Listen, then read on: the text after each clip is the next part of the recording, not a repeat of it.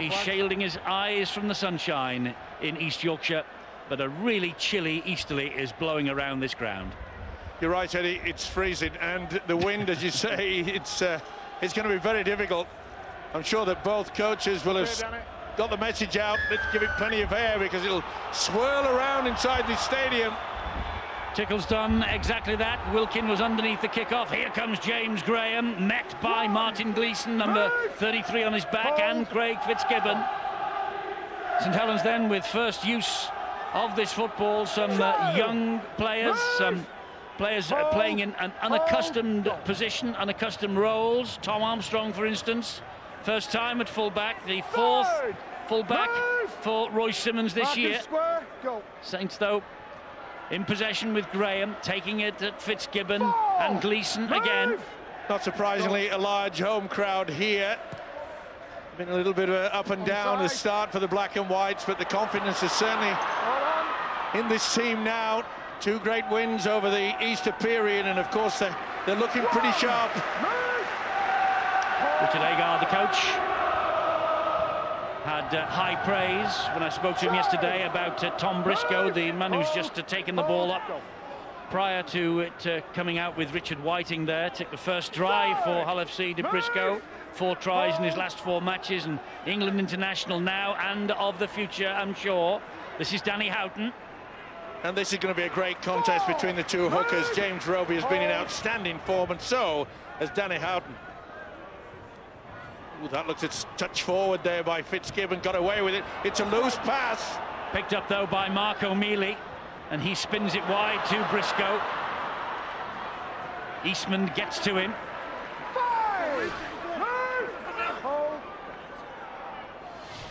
Could have been forward that. Richard Horne with the high kick to test young Armstrong. Does well though, Tom Armstrong. It'll be a big relief for the youngster to take that as well. And you could see that it was swirling around. Watching him before the match, Tom Armstrong, he was trying to field some high kicks of John Wilkin just in front of the try line at that end of the field. Here's Jamie Foster now. He's only missed 1 this year, the 20-year-old. Bright young thing for Saints. This now is Graham. Quick play of the ball there by Saints. Just a little bit slow there, but this is a man, Roby. He'll cart them around the field, that's for sure. He's been in superb form. Back it comes to Eastman. Eastman that flicked off a Hull player, and it's going to come, I think, up for Louis McCarthy Scarsbrook, who has 6 more tackles here. The referee wipes the tackle count clean. Well, Richard Whiting was a bit bemused, but he was very slow indeed. And this is a golden opportunity. It really was slack play, ricocheted off Danny Houghton.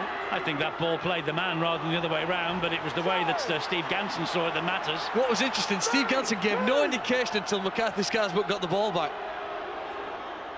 This is John Wilkin now attacking down the left-hand side. Tickle low down. Gleeson getting through a lot of work in the tackling department early here. Graham almost through. Switch to the blind, is it on? That's got to be a penalty. Oh, he's given a penalty the other way around. Said he moved off the mark. Straight on him. James Graham confused. I think the referee's got a little overexcited here because... Well, that should have been a penalty. O'Mealy's still on the floor. Little wonder that the Saints skipper is asking the question. He couldn't play the ball. Okay, the ball did go forward, but he couldn't play because his head was in the way. So the black and whites will bring it forward now. This is the second tackle, this set of 6. Richard Horne pops the ball up there for Willie Manu. 100th starting appearance for the Tongan international, Manu. Houghton will find Fitzgibbon, finds Horne. And this is Yeeman again, taking on Eastman and beating him twice. Shenton coming in to finish the job off with Soliola. Briscoe's at dummy half. Now it's with Horne. Here again is Fitzgibbon. Louis McCarthy Scarsbrook, James Graham standing the ground, and Roby, the entire St Helens front row there, bringing Gibbon to earth. Off the boot of Sam Obbs. This will spiral forward. The wind's got hold of this. Too far. Idea was good, but the little half-back ops realises, raises the arm. Sorry, fellas. You know, Eddie, in a game of rugby league, both teams kick the ball about 20 times over the course of a game, and the effectiveness of those kicks, particularly with these wind conditions today, will have a massive outcome on the eventual winners. I saw that one there with no real threat, easy for St Helens to restart. Just watch how dangerous the kick can be the remainder of the game. This is Gardner now. Roby, and Wilkin has seen a gap. Oh, we tried to twist in the tackle. That should be a penalty. Moore all over his legs. Official Steve Ganson allowed the advantage. Roby pointing the directions from dummy half. He finds Wilkin. Wilkin down the line, looking for Jamie Foster. Oh, the ball is hooked dead, I think, by Will Sharp. It's a goal line dropout. Well, the whole players are screaming for him to go upstairs to Ben Thaler, the video referee. Crowd don't like it. And I think they might have got it right. It was a beautiful kick through by John Wilkin. Oh, it's difficult to say. Did it come off Foster? Not according to... I think it came off Will Sharp. I think Foster was going for it, definitely. Definitely off the shin of Will Sharp. Yep. We've just seen John Wilkin, one of the St Helens halfbacks, taking on the line. Be nice here now, 5 or 6 minutes into this game, to see if Kyle Eastman, Eddie, in this set of possession, is going to get his hands on possession and threaten the defenders in front of him. Eastman is well away from this play the ball, but will come to Roby, and they're going the other way. Well, it's something that St Helens have done all this season. They like to do one drive and then take it onto that blind side, especially late in the tackle count where they utilise the kick into the corner. Now, this is where Eastman should be claiming the first receiver. Will he get it from Roby? No. Eastman trying to duck under the challenges. Roby's eyeing the options both ways. Decides to take the responsibility of him on himself, and the Black and Whites were equal to the task on that occasion. Puts him on the ground. Here is Wilkin, slides the kick in behind the defence again. Obst, he's not going to get out of there. Or is he? Oh, brilliantly done! What sidestep! What absolute sensational little man! That's a huge effort for his team. This is tremendous work from Obst. You're right, he had no right to get out of there. Commentators curse, Brian. You don't say things like that until it happens. Well done, Sam Obst. Yeah, he'll want you to keep saying that, Eddie. I mean, that was outstanding. If anything can lift aside, that's the sort of action that you need. Richard Horn floats the ball wide to Manu. He finds Yeeman. And again, Eastman was pushed away. Shenton there. This is Richard Whiting. And Horn hoists it high. That's spiralling everywhere. Here's a tester for Tom Armstrong. It's always on the cards when the wind scoops it around. The spinning ball, he seemed to have it and then just lost the concentration. No one near him, no pressure applied. And this could be a golden opportunity for the Black and Whites. Will they peel from the scrum base? Pressure on Roy Simmons' side. Tom Armstrong was a substitute against Castleford on Easter Monday. Just the one appearance last year in a 54-0 victory against Hull Kingston Rovers at Murrayfield. This is a great chance now for the Black and Whites. Manu has gone past one. Shenton there again. Penalty here. Soliola all over the top of Willie Manu. And I think Soliola knew exactly what he was doing here. Under a lot of pressure from the mistake by the fullback Tom Armstrong. They've gone for the quick tap. Not surprising either. They've got them on the ropes. One, move, hold. Houghton gets it away to Horn. This is Obst. There's movement outside him. Gleeson is pulled to the ground by Melly and Wilkin. Obst wants to get on with it quickly. Bounces untidily in front of Horn. He takes the return from Fitzgibbon. This is Samoa.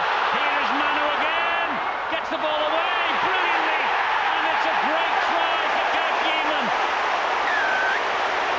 An outstanding Hull try now. And poor old Tom Armstrong.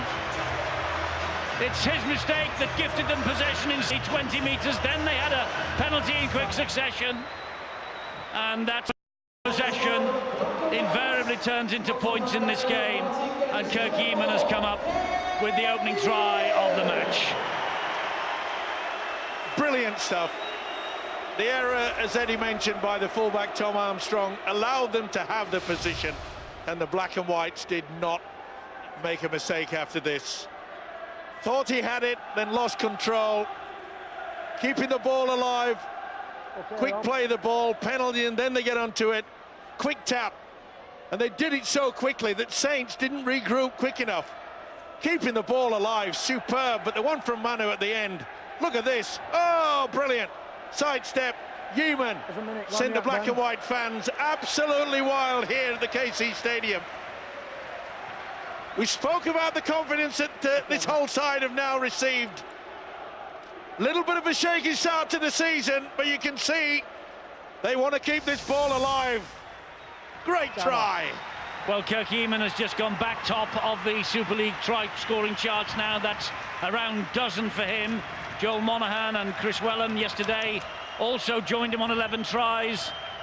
And the equilibrium at the top of the try-scoring charts, it lasted less than 24 hours. Is that the right word? I'm not sure, Phil. You're the graduate.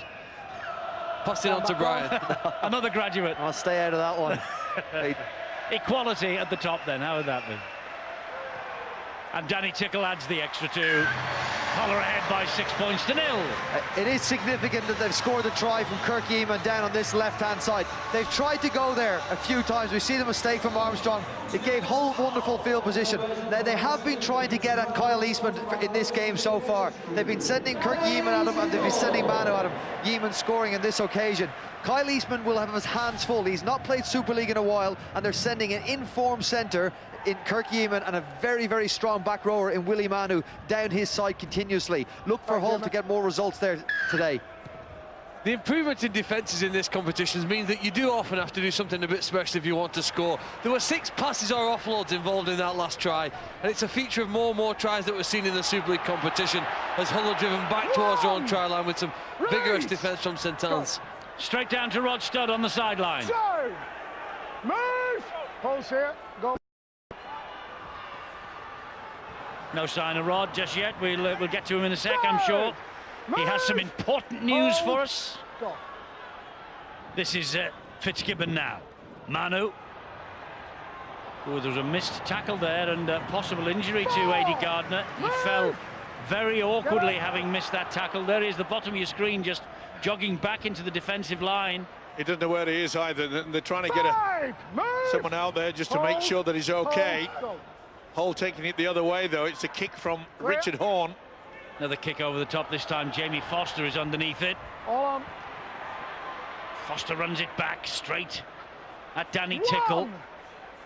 Looks like you're going to bang on the head there, A.D. Gardner, trying to make that tackle. Just couldn't get their head out of the way. Went in very awkward. Hold. Go. The Saints trailing 6-0, but they usually beat Hull when it matters in Super League. 22 victories from 31 encounters, including the grand final in 2006. It was Saints' last win at Old Trafford, of course, 26-4. Nearly away for Tom Briscoe. Important tackle from Roby.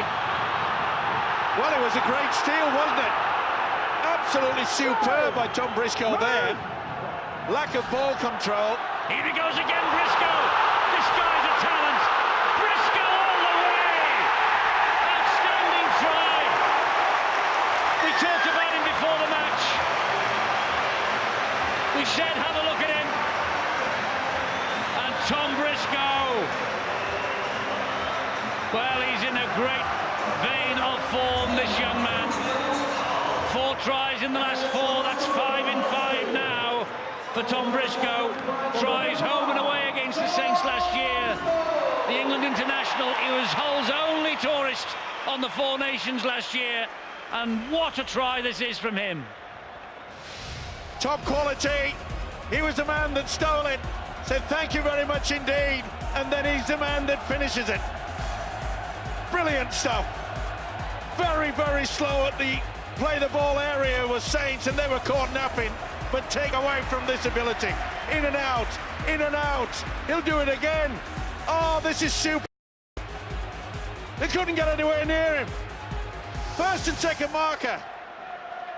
Nobody there, and Briscoe takes full advantage. What a talent, and what a try.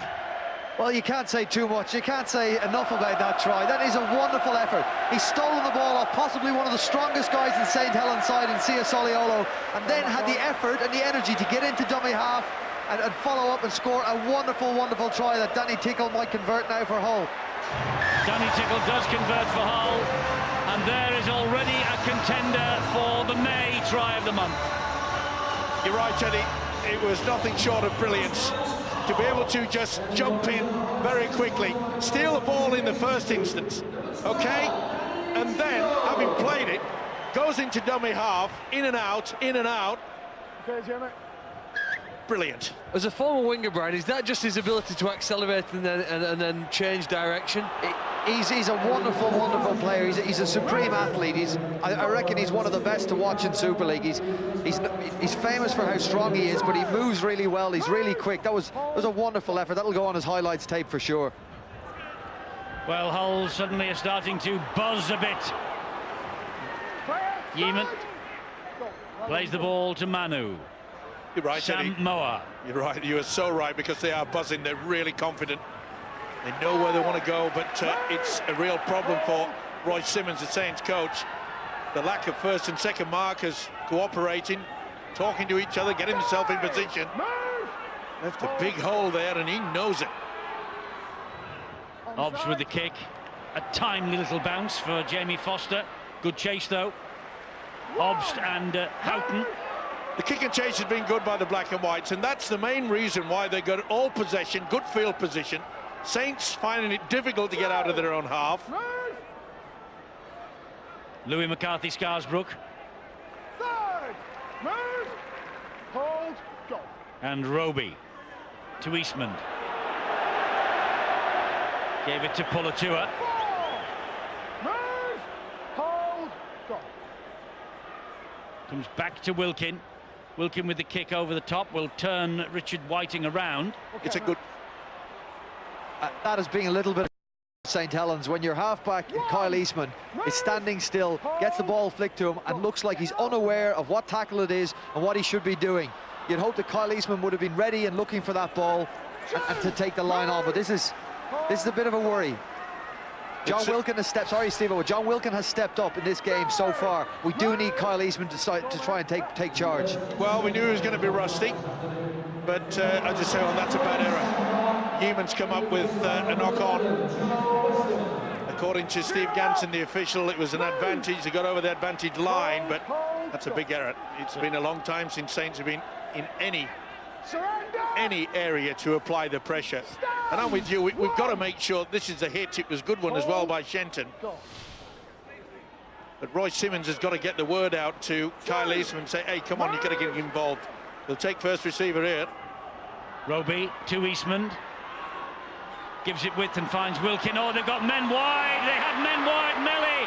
And further wide they go. That's tremendous. Forward pass. Well, it's a tremendous tackle in the corner by Richard Whiting.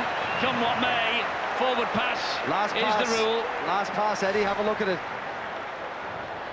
Nothing wrong with that. That's okay.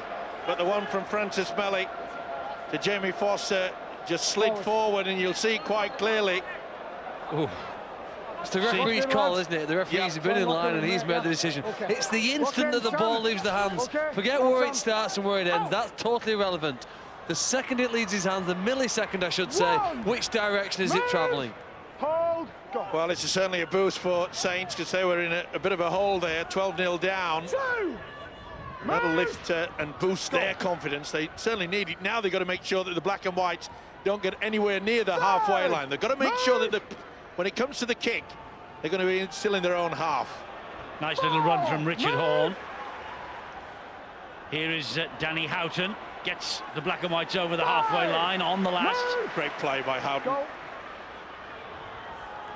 Hobbs with the outside of the boot down towards the corner. Great kick, great kick. Oh no, it just ran dead. With Gardner out in some stitches, Eddie, we've now got Tom Armstrong on the right wing and Nathan Ash, number 27, standing up for back. And looking good when they shifted He's going to run, I think, from acting half-back.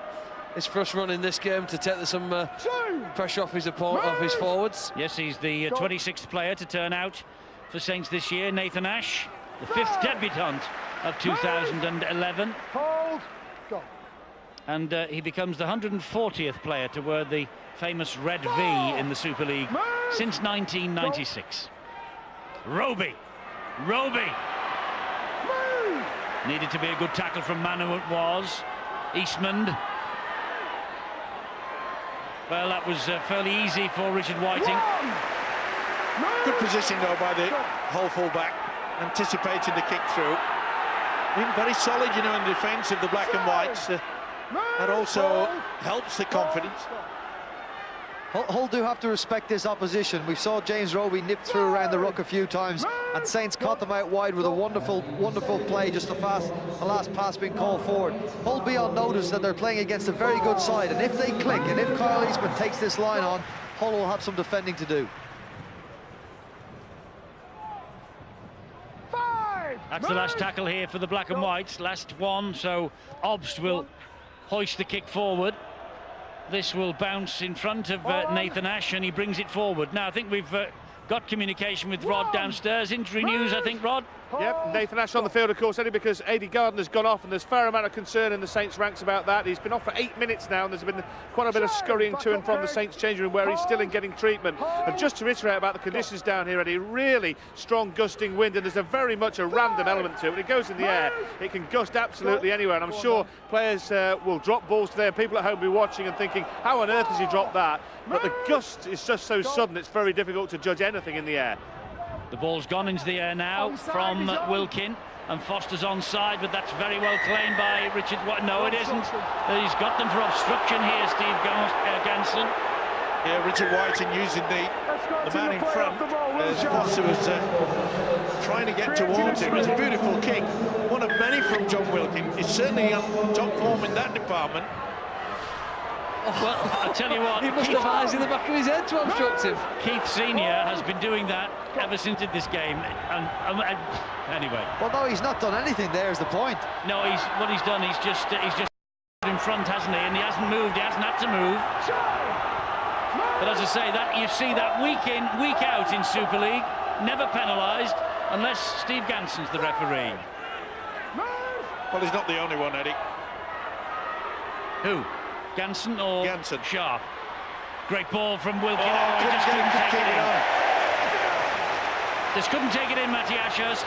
That was really important for Hull. They proved to themselves they can defend Saints for 6 players on their own try line with a tap penalty there. They will take great confidence if they can get out of there. But look, Saints want to suffocate them down at this end of the field at present. Well, the one thing that will be pleasing Roy Simmons, the Saints coach, is the fact that John Wilkin is playing out of his skin.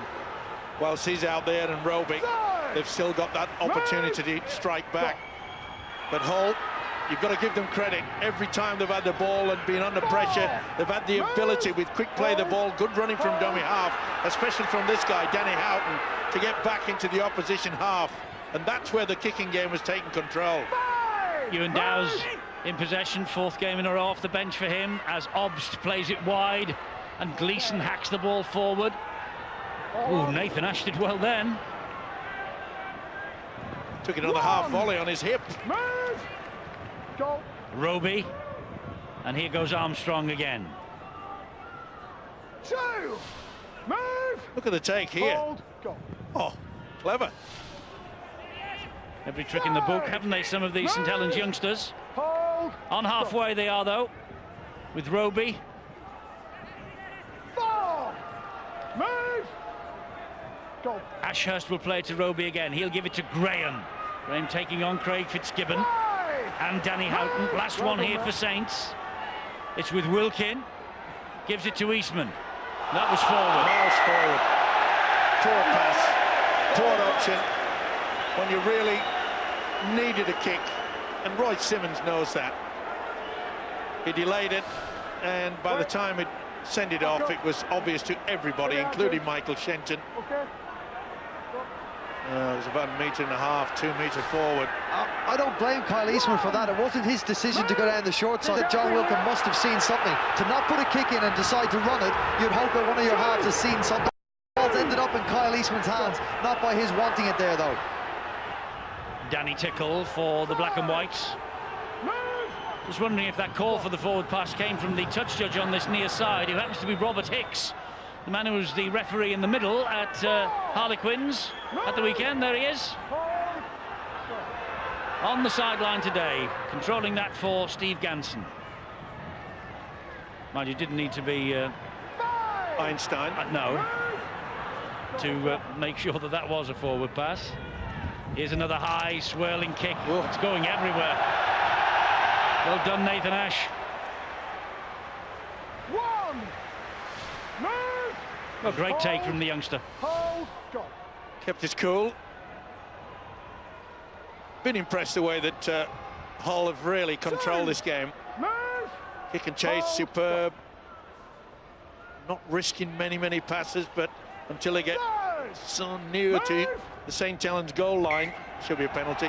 Look to knock on. Oh, he's getting a knock on. Well, McGuinness trying to get to his feet. St Helens win a lot of games, Eddie, in the middle of the field. Perry, McGuinness, Graham making good meters. Here you see he gets up and I think he clearly loses it, doesn't he, and attempted to play it quickly. yeah, Ball but you can. slips, it hits his knee. To be fair, the man is still holding him. I mean, you can't. I mean, Joe Westerman to me had a hold of him. It's I know Gardner it's is interpretation. out of the dressing room. Eddie Gardner. Just saying, Eddie, it's an interpretation at times from the official. Not easy. Westerman. This is where the likes of Sam Ops just enjoys it. Well, Sam Obst has their hands on the ball now. He's found Richard Horn. In turn has found Tickle. Here is Manu. They're obviously targeting this left-hand side. What an offload to Yeaman, and in again! No, he's lost it. I think he lost that. Well, he did well to hang on to it, but they're still having a chance in this corner. Manu is held out. Boy, that's brave defence by the Saints. It had to be. Briscoe, Horn, Tickle, Obst, Yeaman again, Whiting again, beg your pardon. Whiting to the corner, Briscoe's after this, it's just gone too long. Idea was good though. Briscoe was aware. Whiting skipping in, just got the time. Boy, Royce Simmons, the Saints coach, will be happy the way that they got back in numbers, because that was desperate defence by the Saints. They're slavish in their efforts to get at that St Helens right edge, get at where Kyle Eastman is defending and send Kirk Eamon down there. You see, Eamon might have lost that ball. What they've got to do a little bit more of, Hull I'm talking about now, is to try and reduce the amount of St Helens defenders. Do some more work inside the ball so that Kirk Eamon has got That's a mismatch.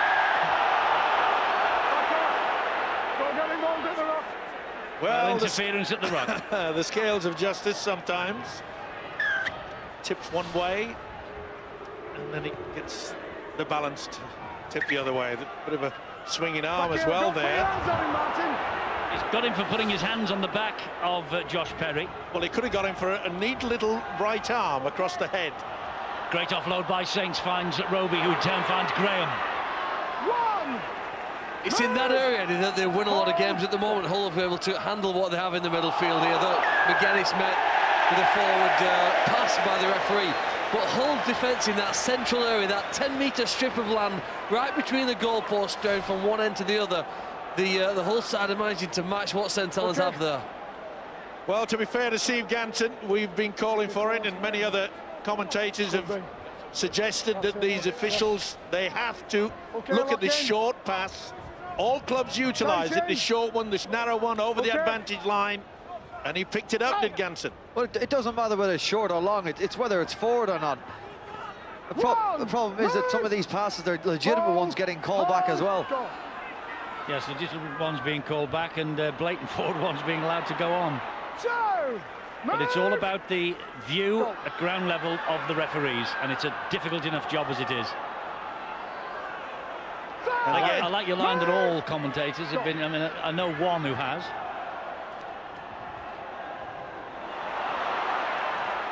You know best, Eddie. This is Briscoe, not me. This is Briscoe.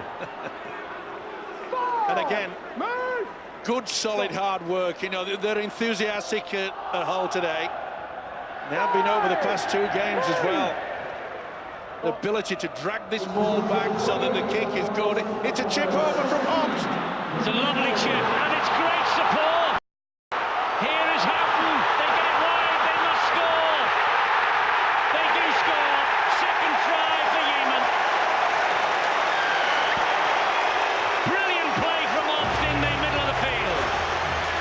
talk about tries of the month, put that one in the box.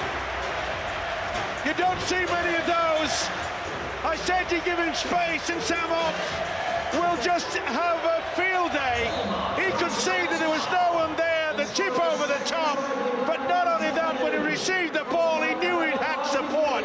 You know, early in the season, that was one thing that the black and whites couldn't do, was support the man with the football.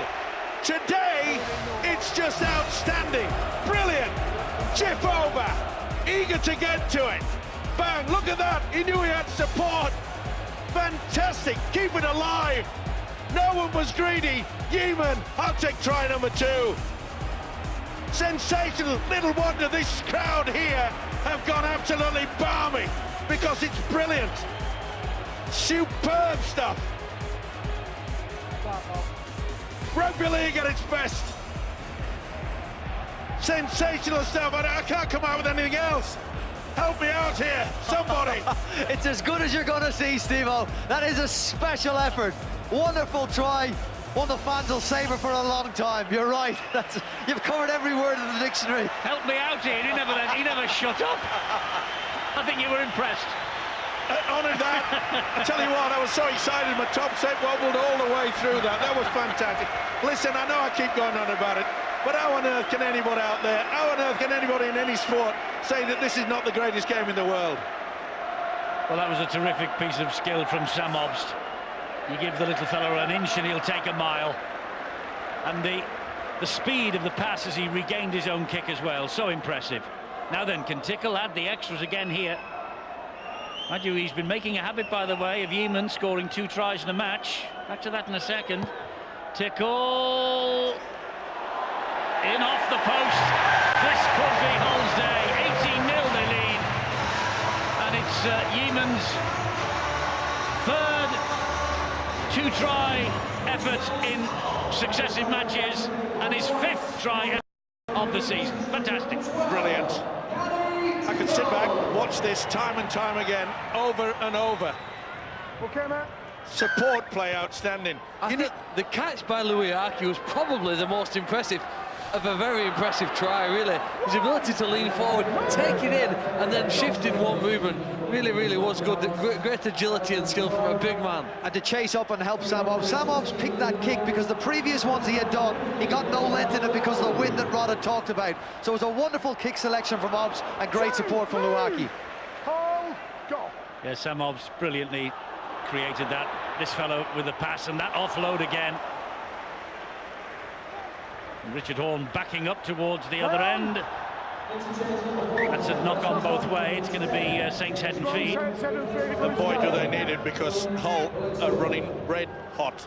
I'd like to see a little shot of Richard Agar, the Hull coach, Lock in. because he must have a big smile on his face. Remember, it's only a few weeks ago that they wanted to get rid of this guy. Well, there's no smile, and Steve-O's calling, directing.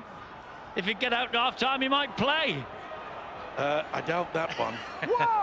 It's the St Helens team that needs to start to play. 18 points to 0 isn't a problem at the moment, but any more than that and it will become very difficult for them to come back. Can they build anything here now in this set of possession?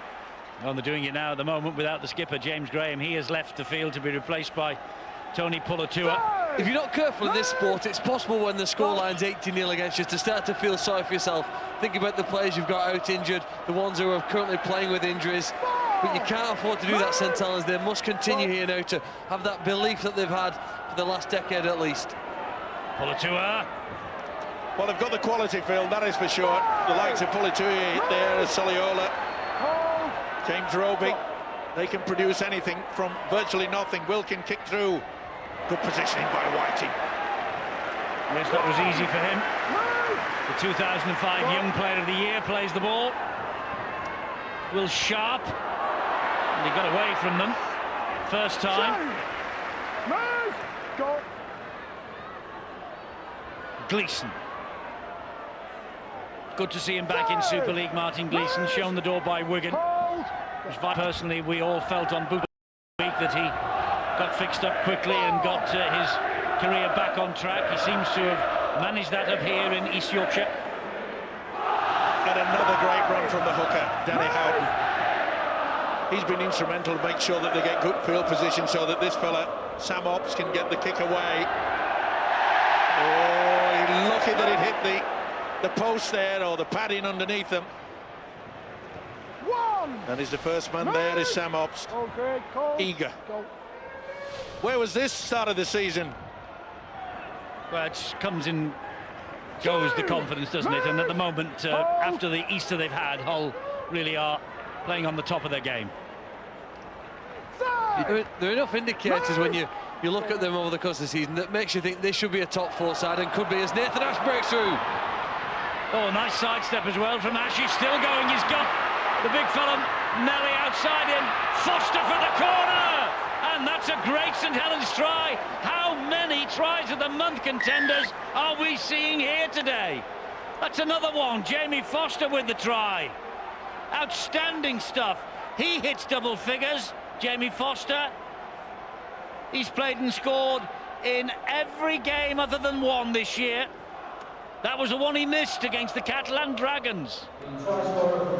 Terrific stuff from Saints. The riposte they wanted. Brilliant stuff by the youngster. Absolutely superb. Nathan Ash bounces in and out, gets it across Melly's, makes sure in, and that's clever play. Melly realised when he came in, he knew that Gleeson had to come with him. But this youngster, he's set this pitch alight. Nice fend. See how he goes in and out? That means that Gleeson has to go and leaves Foster the chance to get into the corner. Well, John Wells is one of those that selects the try of the month. He'll have cramp before the end of this game. Well, terrific break from Nathan Ash. The 19-year-old on his St Helens and Super League debut here today.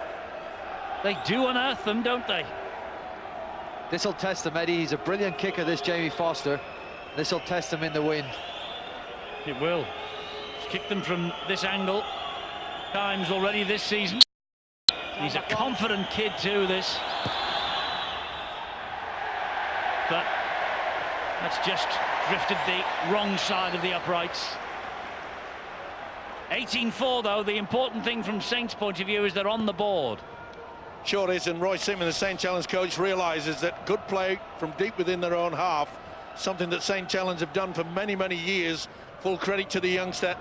Ash kept his cool, but this way he goes in and out, just enables that space. Super stuff. They've been chipping away around the ruck all game. That's the reward for that. They've been diving in behind the ruck. James Roby's been turning players back inside there, and they get the reward. That will be the most satisfying thing for this St Helens side. They had a plan to attack Hull around the ruck. Now they've got the reward, albeit a couple of minutes from the end of the first half, but they've shown cracks now. Yeah, we're approaching half-time. Rod? Well, while Jamie Foster was lining up that conversion, Eddie, Carl Eastman was calling the Saints physio and doctor on. He's got a problem with a finger, and they were having a look at it.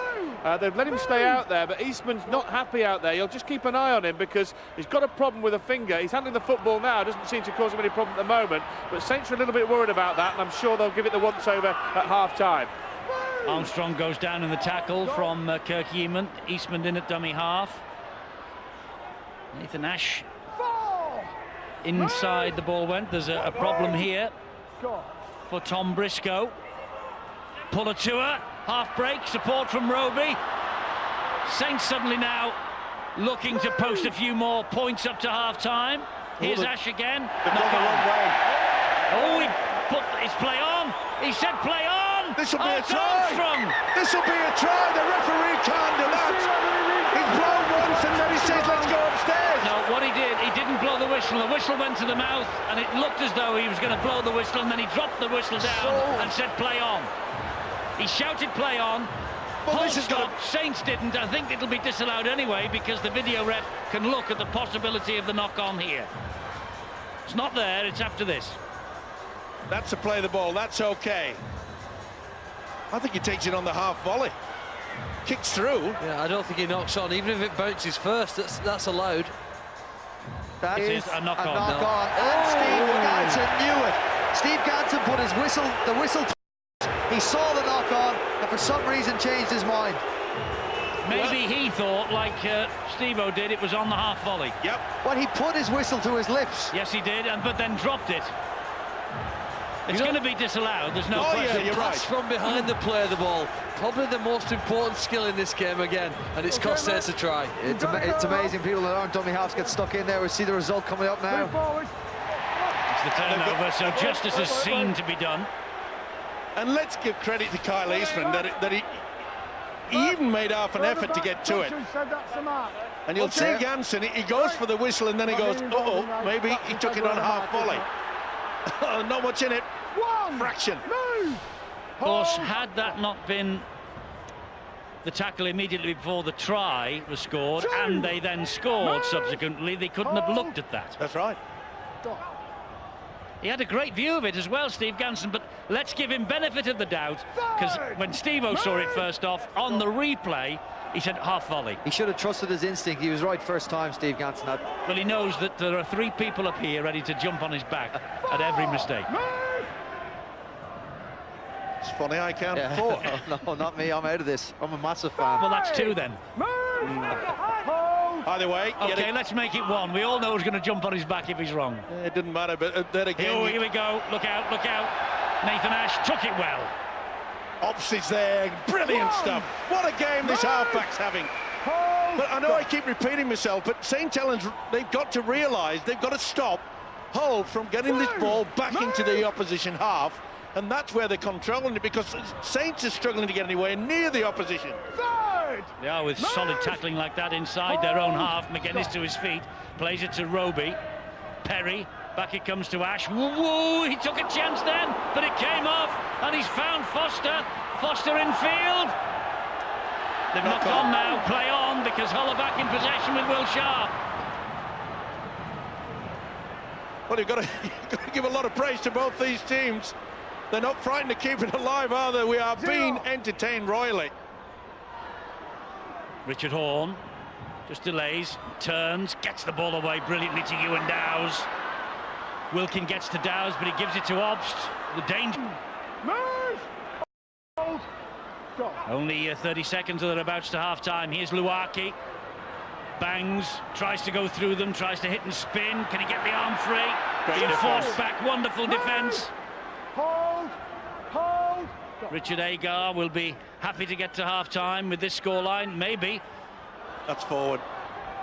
It's a knock-on anyway by Gleeson. So maybe Richard Agar was thinking it might get even better at half-time, but I don't think so, not now. Well, Saints have just formed the scrum with about 1 second left, or 7 seconds left, sorry. Yeah, they were quick for that one. They quick to get in. And full credit to them. They got away with that. Foster back on the inside. But Ash certainly got a fingertip to it. Lock in, lads. Now then, this is put the ball in, kick and Ready, chase. hold. Okay. And amazingly, Bind. the black and whites don't have anybody back. Up. No one back at all. It's got to be a kick. And it is. Onside. And it's a kick that is fielded by Briscoe. Briscoe keeps it alive, finds Tickle. There's the final tackle of this first half. A wonderful first half for the black and whites. They lead to a standing ovation from their supporters. Evans 2 tries, Briscoe with the other. Obst has controlled it all. We've got a try from Foster, 5 minutes from half-time for Saints. That brings it back to a gettable lead for them. But Hull, well, tremendous Easter, and has been picked up by a fantastic first half of this bank holiday Monday. The black and whites, at the moment, they're on top of the game. They're on top of Saints. They lead 18-4 at the break.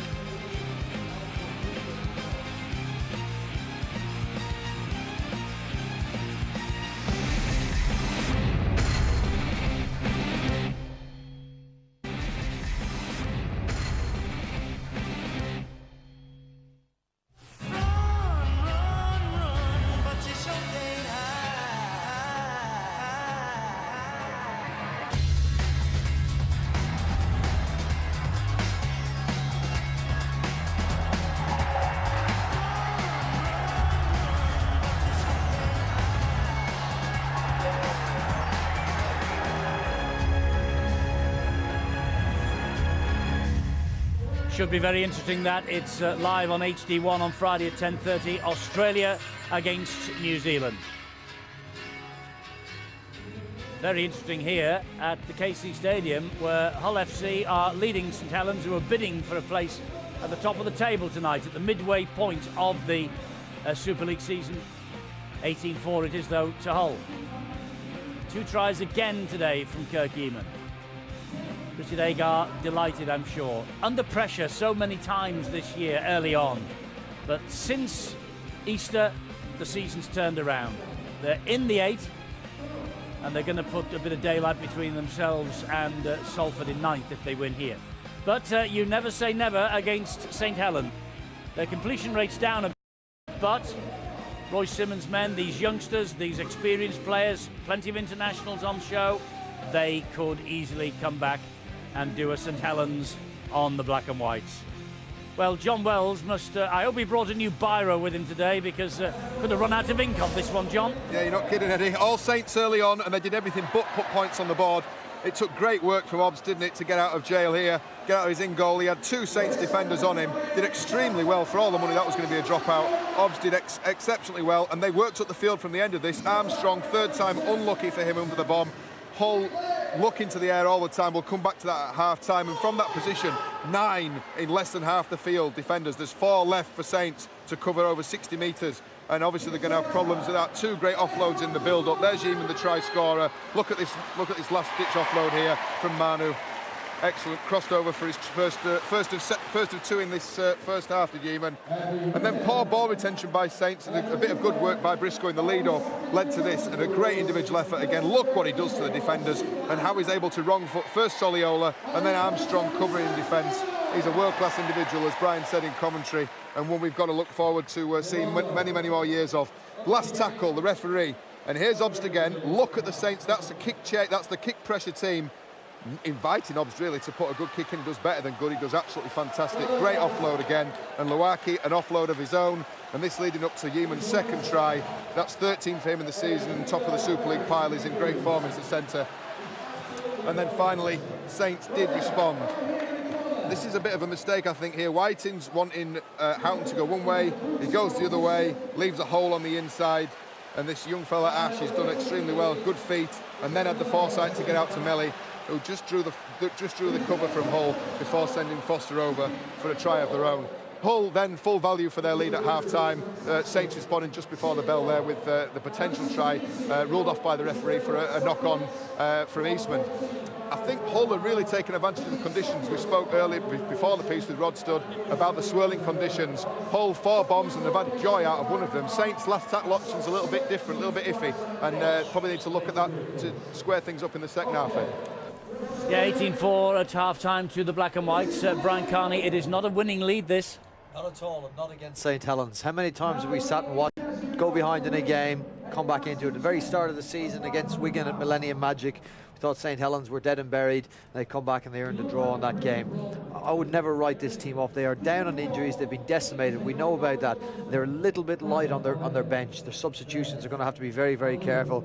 James Roby has done tremendous work and done a lot of it out of dummy half, and he's only human, believe it or not, and he will tire. So I do fear for them a little in the ability that they have to make an impact in the game late on, but this is St Helens again. They can score tries, as they showed towards the end of that first half. What do you think a victory, if it turns into a victory here for the black and whites, would mean to their season?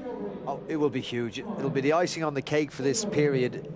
I think it will really allow them to put the start of the season away, forget about the start of the season, and then have a sustained period of playing well and winning games in this part of the season, and that's what they can hang their hat on.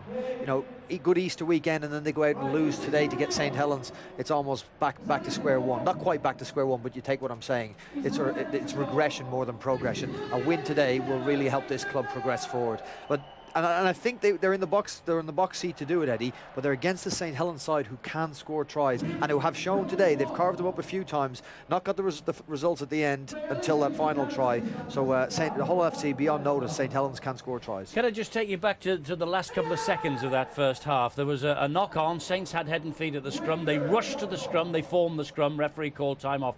Why would St Helens not kick from the scrum directly and let them have a go? Because once they've passed the ball to Eastman, which they did, the wingers have dropped back.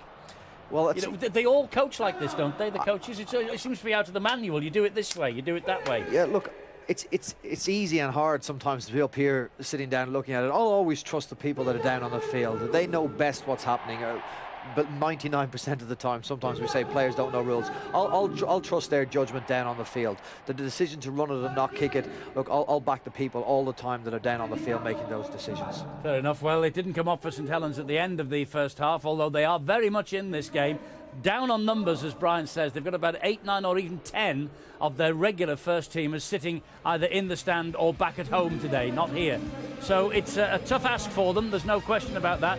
But if anybody can, Saints can. And some of these youngsters, well, they're electrifying. Yet.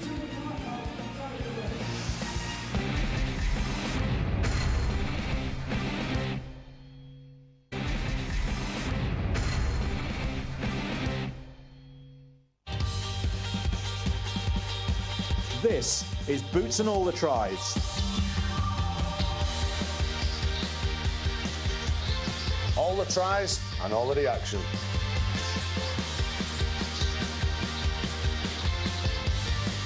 Here on Sky Sports.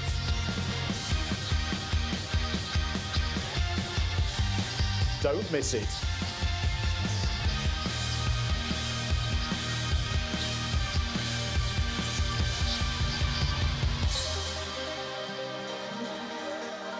Boots and all the tries tonight at midnight here on Sky Sports. Sky Sports 2, every try from this bank holiday round 13. And it's replayed this Tuesday at 6 on HD4. So midnight tonight on HD2, 6 on HD4 tomorrow. Some tries to enjoy from this. Hull 18, St Helens 4, 3 crackers from Hull and from St Helens. 18-4, half-time. Black and whites know, though, it is just a job half done. Anything could happen in the second half, Steve-O, anything. Certainly could, and I'm sure that Roy Simmons, the Saints coach, would have made it quite clear to them that they've got to get their defence a little bit tighter in and around the play-the-ball area. They're allowing Danny Houghton to control things, as well as Sam Ops, but they will have the advantage of a very strong wind. It will help them in the second half. Of course, Hull, all they will want from their coach Richard Agard is just be positive, don't do anything silly over the opening 5-10 minutes and just grind away. Hull with first use of this football in the opening moments of this second half. 3 wins from 4, back in the top 8 for the first time this year. And they would actually put just a couple of points between themselves and Salford, who are currently lying 9th if they win here today. That's not the best kick.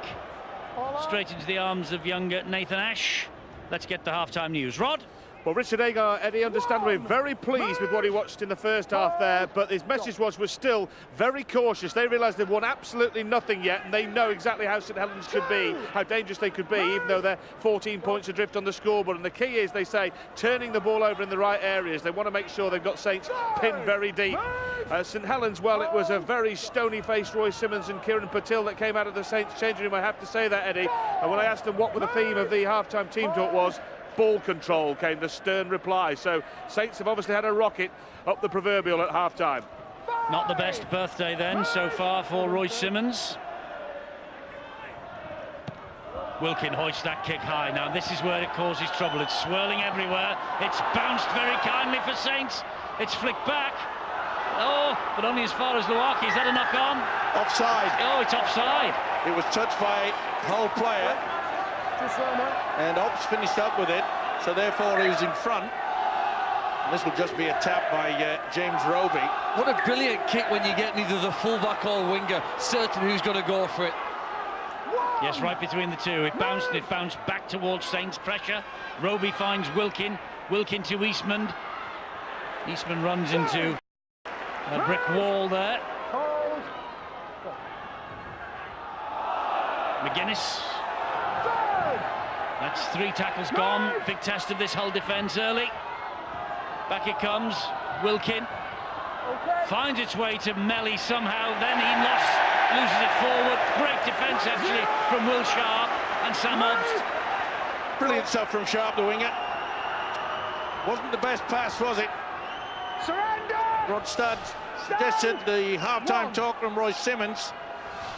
Ball retention. I don't think it was a pass meant for Melly, was it? At all, but it got there to him in the end. It was a poor pass. Simple as that. And he'll be furious, will Roy Simmons. Richard Agar will be happy with the way that they're playing to the plan. They're working as a unit, you know, these 3 quarters, they're getting in and taking the ball away from deep within their own half. And the forwards take over. Been very impressive. Richard Horne gets it wide again in the sunshine on that far side. Eastman, important tackle that was. That's good work by Roby. Did he lose that? Yes. No, he didn't. It's the turnover. Good defence there by Kyle Eastman, and Roby involved.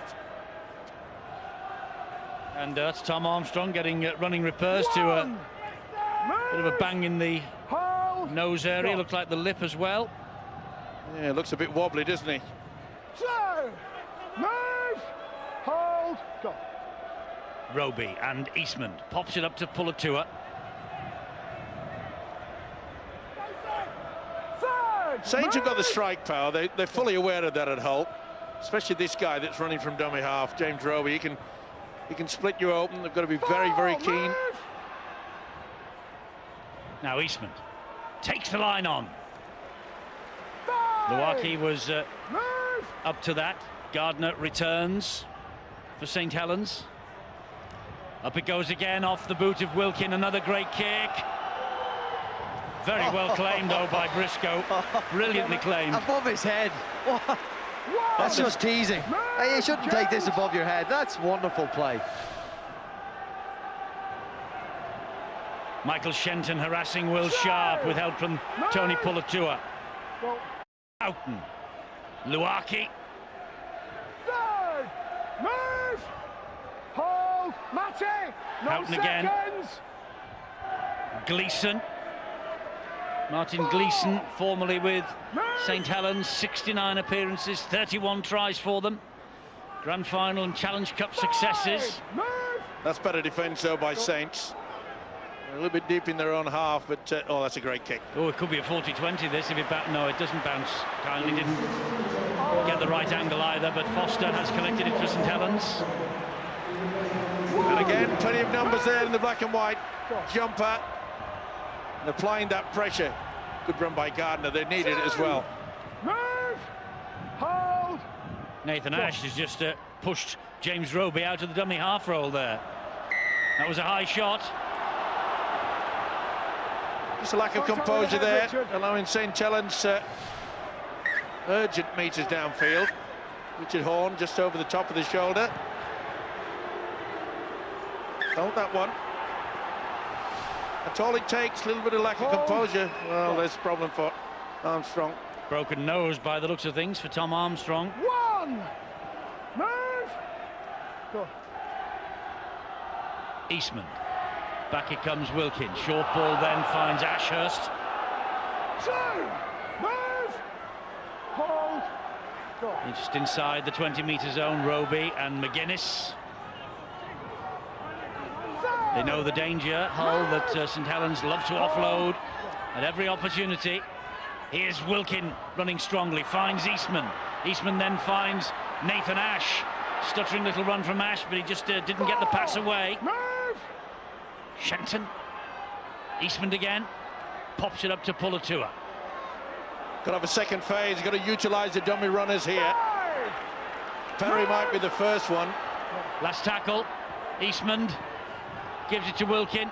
He stabs the kick in. Well claimed and grounded, was it? Behind his own. He's over the line. Ooh, that's a bit. Well, he said that he was grounded inside the in-goal area. I think Whiting grounded it, but Fitzgibbon is asking the question. Just check, did he ground the ball before he came into the field? If the referee felt that he grounded it, why didn't he stop play then when the tackle was at this point here? Let that continue on, Eddie. He didn't ground it, did he? No, but you're right. He called. Steve Gatson called. He grounded it. Well, why didn't the whistle go into his mouth? Just there. He believes it's grounded. Blow the whistle there. Do you remember being at Hull Kingston Rovers a few weeks ago when a player picked a ball up in the in-goal area, and I think the referee that occasion said that he grounded it by simply picking it up in goal. That was a mistake. Let's hope that we get this one right. It's a goal line dropout for St Helens, for the Black and Whites rather. It's all down to interpretation, and Mr. Ganson in cooperation from the video ref Ben Thaler, who I think has got this right. Just a word of caution for Hull FC. St Helens have created some overlaps on the outside a couple of times in the last few sets. Hull have got to get their numbers right, or St Helens have the ability and the players to exploit that overlap. Perry takes the first tackle this set of 6. This is Roby. He won't give up the calls, that's for sure. He'll keep going to it. The Hull fans realising that they're just tiring somewhat the Black and Whites. They're trying to lift their spirits. They're really getting behind them, but Saints are getting on the roll. Wilkin, Eastman. Hangs on to the possession. It's the important thing for Saints. This is Dixon. Another good hit. Last tackle here. Eastman. This time the kick over the top. Looking for Francis Melly here. Only finding Will Sharp. Took it brilliantly. Did he ever? Under so much attention as well. Took it with confidence. Big hit there. Well, McGuinness got the shoulder into him. Ooh, risky to get away with that. That was a bit dangerous. Risky business by Hull, but Houghton to the rescue. Well, it's the only way that they can get forward at present. Such is the ferocity of St Helens' defence here. Every metre is hard for them to gain, and they're having to offload the ball even when they're going backwards in the tackle. This is Richard Horn, short ball to Fitzgibbon. Gets the pass away. It's Whiting again. That's the last. They're still inside their own hole. Houghton, though, will have a little scamper and a kick. And it's a good kick too. Nathan Ash did well. Looked very confident, this young man at the back. Showing no disregard for the opposition. And again, though, it was a beautiful run from dummy half by Danny Houghton. They're missing him, that's for sure. Oh, big hit on McGuinness. Mark O'Mealy. Not seen too much of James Graham this afternoon. The Saints skipper still off the field, taken off midway through that first half. Well, we know he's had a problem with a sternum injury for quite some time. Coming back on now, though, by the looks. Preparing to return to the fray. Melly down the line. He backs himself to chase it. And Whiting, did he have a foot on the line? Looks as though he did. St Helens fans behind that post. Almost as good as a 40-20 this. Yeah. Well done, touch judge.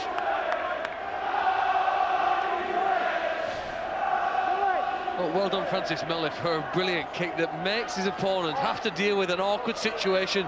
One he doesn't want to get to, but one he can't ignore. And St Helens' perfect start here now. 6 tackles. Look at the short side. They've got a 2v1 here. Coming that way with Roby. Roby is in. Well spotted, Phil. Gotta be somewhere, mate. It's something that Roy Simmons utilises all the time. They're complaining Hull about something or other. They thought there was obstruction, but it's a ploy that Simmons utilises at the scrum. He doesn't put Roby in the middle. And they were complaining about Steve Ganson. Were they saying he was in the way? No, I heard him say something about got to be somewhere, mate. Well, Roby has come up with a try. It's a very important try for him as well. The 2007 Man of Steel. He's an early contender for 2011. This was the kick there from Francis Melly. And Whiting had the foot on the whitewash. Touch judge got it right. But watch this. Straight from the loose forward position. They can complain all they want, but the referee has to stand his ground. And he takes full advantage. He's a hooker, but he always goes in when he's in an attacking position at the loose forward, and that is brilliant play from James Roby. Craig Fitzgibbon asking the video referee, or asking for a video referee decision from Ben Thaler on obstruction against Steve Ganson. Roby's try. Can Foster add the extras here? Yes, he can. The comeback's on. Well, I'm looking forward to the end of the game when John Wells looks at that try again from another angle and shows us maybe who from the Hull side was responsible for taking James Roby. I know that they may have had their fullback in what you would traditionally call the loose forward position, and we'll get to see again there whether Richard Whiting maybe went the wrong way. See number 3 for that side, he's split and gone open. I wouldn't blame Mark O'Mealy either. You can't expect your prop to be taking the first tackle off a loose forward breaking from the scrum. In fact, you shouldn't have, as a prop, be able to get out. The scrum should be properly bound. Somebody in that back row, though, had responsibility, didn't they, for the loose forward from St Helens. Should he come that way, and they weren't quite able to find him. Well, it's normally the loose forward's job to look after the loose forward. They've been utilising the official since 1895. And Steve-O was there to see the very first utilisation of the official all those years ago. You're wrong, I missed the first year. Here he goes again, Roby. They've got to be very careful of the black and whites now. They can't just drop into a bundle. We know the quality of this Saints side. And that's a great kick from Wilkin. It is a good kick from Wilkin. It's going to ask Will Sharp to run this ball out. He thought he got away from Melly, but Foster was there. Saints are pressing and asking the questions.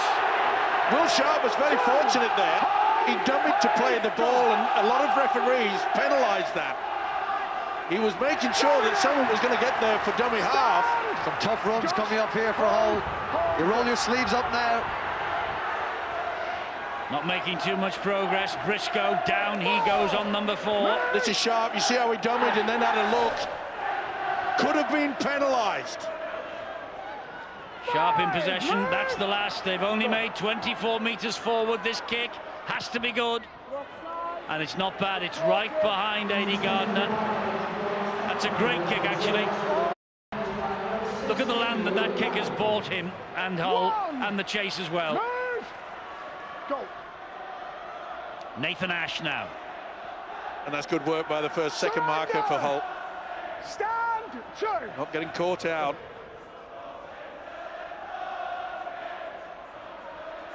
Saints on the halfway line on the third tackle, midway through this later set of 6 for them. Roby, Graham. Richard Whiting, he's got to be aware, doesn't stand too deep. Could it be a little chip over the top? Wilkin. Move!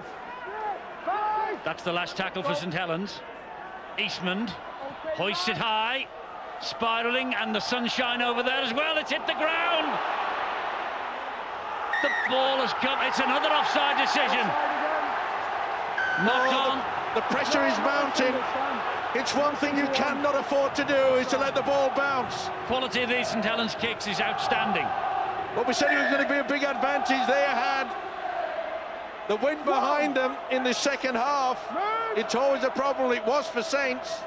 Roby fires the pass to Eastman. Gets a brilliant ball away to Shenton. Gardner will score for Saints. Unbelievable! St Helens on the comeback trail. When they get the sniff of something, this team, no matter who's in the jerseys, they tend to come up with the goods, and Gardner's done exactly that. You never write them off, do you? Never, ever. You don't. Terrific strike rate for Gardner lately, and the second offside from a high kick has cost Hull dearly again. It was a great kick, wasn't it? And they got the position and they got the knock on. You can see there Ganson giving the penalty, and it was superb quick hands, especially from this one there. Beautiful play by Kyle Eastman. Looked as though he was covered, but watch how he flicks it out. That is great stuff. Shenton does everything that a centre should do to apply the wing of the chance. A step from Gardner, and they are back in this game. Most players want to do something positive for their team, and I think Kyle Eastman's celebration when that try was scored was noticeable. As if he'd won the grand final. I think that might signal perhaps the comeback for Kyle Eastman with the Saints side. He's now trying to raise his teammates. He knows he's made that positive contribution, and he's starting now to feel better about being in that white shirt. It was an outstanding pass. Outstanding. Foster to try and add the extras. He's kicked it, Jamie Foster. 18-16, they're back within 2. Coaches sometimes talk about the unseen work. Well, the foundations for that try were set in the previous set of 6 tackles before we see Kyle Eastman a wonderful flick pass out the back at Shenton to shipping the ball where it needs to go. But the foundations for that set were set in the previous tackles when they pinned Hull back in their own 20 and forced Richard White into kick from inside his own 30. That allowed Saints to put an attacking kick in. Hull couldn't deal with it, and they get the try as a result. Wilkin underneath the kick-off, and Perry will try and run it back for St Helens from deep in his own half of the field. Suddenly, it's a little mini crisis for Richard Agar. Certainly, as he realises he hasn't had field possession. Last 10 minutes, it's just been all St Helens, and one of the great sides, once they get the roll on, they have this habit, don't they, of scoring consecutive tries within a short period of time. And now they have lifted. It's desperation now for the black and whites. Roby, back it comes to Wilkin, and another deep kick from Wilkin. They've gone early. Gonna fine touch, it's another great kick. They can apply the pressure. Oh, he's given a 40-20 here. Wilkin with the kick. Didn't call it, I must say, but he's absolutely on the ball, is Steve Ganson and John Wilkin. It's a cracker, isn't it? Brilliant. Brilliant, and it is punishing. That is a brilliant kick from John Wilkin. Okay. Terrific kick. Absolutely tremendous kick from Wilkin. This is hurting Hull, Eddie. It is. Roby, and Foster slips. Well, it was obvious they're going to go on the blind side. You know, Will Sharp was to his players. Give us a bit of help. They came in the end, but only just. Run from James Graham. Roby hasn't gone on his own for a while. Will he do now? No, he'll give it inside. Up to Pulatua! He's scored! He scored here! He's certainly got it underneath the sticks. He's going to give it. He doesn't want to go upstairs to Ben Thaler. The Saints fans behind the sticks there have gone absolutely ballistic. What a comeback. What a comeback from St Helens in this second half. And Tony Pulatua, the man who'll face England for the Exiles, he was Brian McLennan's 4th pick. He has turned this game upside down, because from a situation at half-time of 18-4, St Helens now are leading by 20 points to 18. Incredible. Certainly is, and I didn't realise John Wilkin was way behind the line, but you can see on that angle that he certainly was. He was a tremendous kick. Absolutely fantastic. Ganson gave them head and feed, and the big fella. We kept saying that they've got enough power and the skill. The outstretched arm says it all, and that is confirmation. Never mind the post obliterating part of the ball. There's no doubt in the mind of the man with the whistle, Steve Ganson. And the St Helens side, they've done it again. They've come back. What a hole they've dug themselves out of. Surely he'll add the extra 2. Foster's bang in front. He adds 2 points. 22-18, and since the start of this second half, the game has gone upside down. Well, at half-time, you asked Brian what a win for Hull would mean here, Eddie, in the season, the significance of it. Well, we're going to find out here just how good a side they are, because if they can come back here now from a traditional St Helens try, one that you could see Pulatua or Graham or McCarthy Scarsbrook scoring, we'll just get to see how mentally strong Richard Agar's side are here. Okay. Who in that team can change the momentum of this match here now with some sort of defence, some type of play that changes the course of this game? And that's a hard thing to do, Phil. You're right to use the word momentum. You can feel it going against you. When you're in control of a game and suddenly your opposition has their tails up, everything seems to go for them. They seem to be running it quicker, playing it, and it's very, very difficult to plug that. And let's not forget one thing, fellas. All side need one thing, and that's that white thing we call the ball. They haven't had it. It's as simple as that. You can't score without possession. Eastman to his feet, plays the ball to Roby. Wilkin again with that left-footed kick. Again he finds the ground, but this time... Oh, he no, I was going to say it wasn't. what pressure and what effort from those two. First of all, Briscoe, then Richard Whiting, but look at St Helens piling in now. It was a huge gamble, but it got him into the field of play. Would have been the dropout and more pressure for themselves. Well, you said the one thing they need is that White thing call the ball. At the moment, it looks like it's harder work having the ball than without it. The pressure they're under when Saints turn it over to them. Just look here, did Whiting have his foot near the dead ball line? He was very close. Very close. Tom Briscoe. Very close. But it was good work by Richard Whiting, wasn't it? Look where he's kicking from. Watch where they put him. Straight down the throat of the youngster. And this is the territorial battle, Eddie. Now you'd think that at the end of this set, if St Helens get through the set, they'll put another attacking kick in, and yet again, Hull will be under pressure. Saints smell blood. Well, that should have been a goal line dropout, yeah. really. His foot looked as though it was well on the line, Tom Briscoe, when he picked it up. The kick was that good, it beat both touch judges and referee. He's had a fine game, hasn't he, John Wilkin? Even though it was they were outplayed in the first half, some of his runs and some of his kicks, especially down the blind side, was exceptional. No, that's a good offload, but they've got it back. Says it went backwards, the referee. McGuinness has it for the Saints. Melly receiving treatment. Eastman gives it then to Soliola.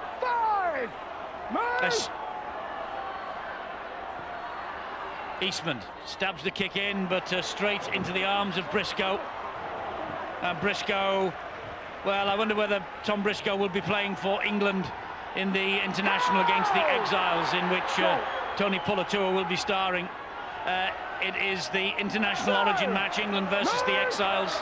There's the Rugby League information number 08444 777 113, and the website as well. You can get all the information you need there. And Tony, currently taking a breather, will be playing at Headingley on the 10th of June. Bit of a problem for the Hull side. Richard Orne looks as though he's picked up a bit of a knock. Some great runs there. Craig Fitzgibbon, Mark O'Malley, Danny Houghton there to win a penalty, to get awarded a penalty, I should say. That's some great running from the whole team. Certainly is. Great play by the hooker Houghton. He's had a cracking game too. To be fair, there hasn't been many bad players out on this field of play. They've all put their effort in. First Hull penalty of the second half. They've conceded 3. Here's Sam Moa taking on Graham, who just stood his ground, grabbed him round the knees and pulled him down. Richard Agar willing his men to cross the line again. Manu, he gave that away cheaply. Dearie me. Richard Agar will be furious. He wanted to just stake a claim with the real estate, stay down there. But I'm afraid they've thrown it. Was it flicked? Did Soliola have a little bit of a help in there? Either way, you can say he's a touch upset. Go. Wilkin again. No stranger to the standoff role, of course, John Wilkin, that he is playing in today. He was a standoff on Easter Monday against Castleford. And Great I kick. remember a tremendous performance from Wilkin, or two from the number 6 berth in the past. It was one cup tie, I'm sure, he played in at Leeds. He absolutely ruined Leeds that day with his performance from standoff. Whoops. It was a dominant tackle. The referee was quick to call it. McGuinness with the tackle. You're right, Eddie. You know, John Wilkin is the type of player that when the coach says to him, look, we want responsibility, we want you to take charge out there, and he's done exactly that. Washbrook is out there. He plays the ball on halfway. Houghton gives it to Danny Tickle. That's the last for Hull. The set of 6. Got to get the bomb up. They're running it. Ooh, that looked close to a forward. Go all along the deck, and man has slipped. Foster to the rescue, knock on both ways. It's a try. It's a try by Manu. Knock on both ways. With Eddie, I can't see this being given. Well, it was a slip. And you'll find the youngster. Well, there was a slip in defence, first of all, and then, well, he spotted them. He's asking him to look at 2 knock-ons. And a man taken out without the ball. I'm not sure at what point that happens. A lot of things to check nowadays in the rugby league try. Now, where's the knock? I can't... Well, there's a kick.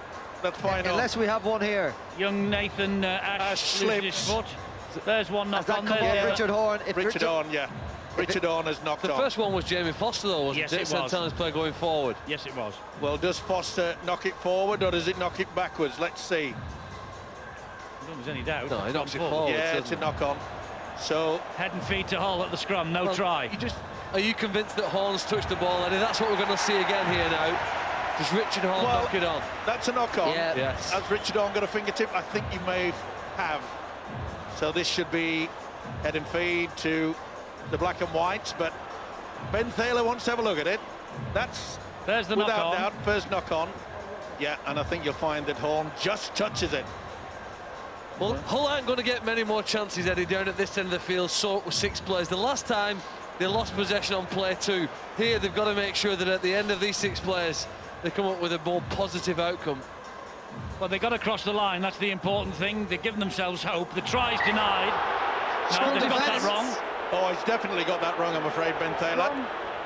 No way! It's got to be a knock on by the youngster, Nathan Ash. No. As soon as he touches it, and even if it touches any part of the body, It's his hand, it's changed direction. It's going towards the try line until Horne pulls it forward. I think I've just heard Steve Ganson saying that the ruling was that the Hull man took the ball away from Foster. What defence! Have a look at this.